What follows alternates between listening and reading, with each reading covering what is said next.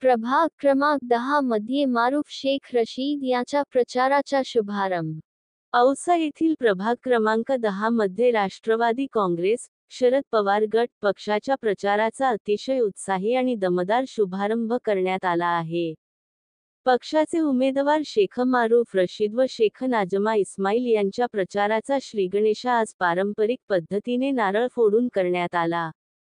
प्रचार शुभारंभाच्या या कार्यक्रमाला कार्यकर्ते आणि समर्थक मोठ्या संख्येने उपस्थित होते. संपूर्ण परिसरात राष्ट्रवादी, शरद पवार गट च्या घोषणांनी उत्साहपूर्ण वातावरण निर्माण झाले होते.